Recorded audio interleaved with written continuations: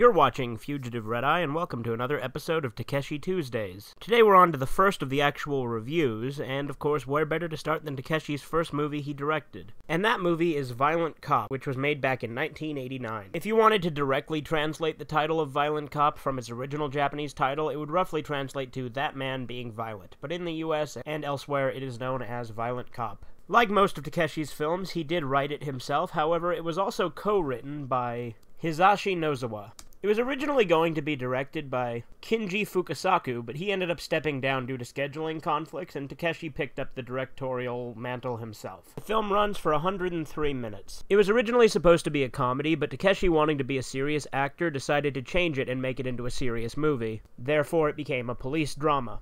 Now let's talk a little bit about the plot. In Violent Cop, Takeshi stars as a cop who doesn't follow the rules. He typically uses violence to get what he wants. Typically he beats up on his prisoners, and he goes over the top with a lot of what he does, to the point where he starts to get in trouble for it. One of his friends and fellow detectives ends up killing himself, and his sister gets kidnapped by this gang, and he decides to go and get revenge for that, which of course, as with most Takeshi movies, ends in a shootout. Now, I'm going to avoid spoilers for this, so I'm not going to talk about the in-depth things of exactly everything that happens, but overall, it's a very interesting movie.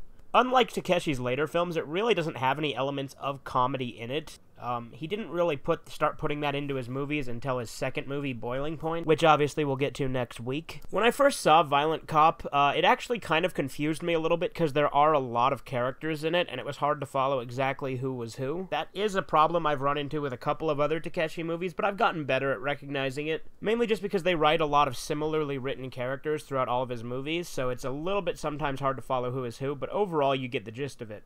And as with all Takeshi movies, it is a little bit slower paced than some other action movies may be, although I do think this one isn't as slow paced as some of his later movies would come to be. So there's that. Violent Cop is definitely an interesting film, and it's one that I obviously enjoyed, and it's what got me into Takeshi's movies, because obviously it was the first one I saw, because I decided to watch them in order, at least at the start. That didn't hold true through all of them, because I wasn't able to get all of his films in order, but Violent Cop is a good starting point if you're new to it. There are plenty of good jumping in points. Personally, to newcomers, I'd recommend starting with something like Brother, or possibly even Sonatine.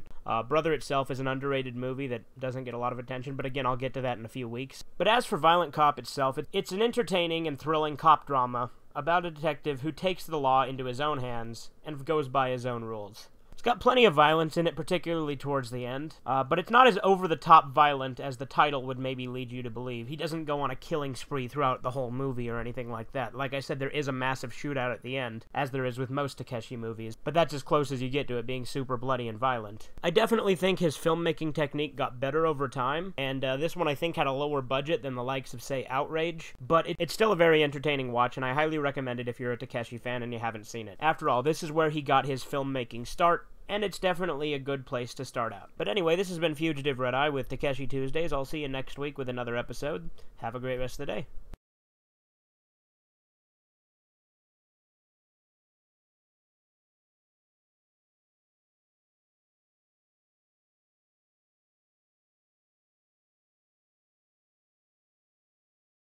Subscribe to Fugitive Red Eye.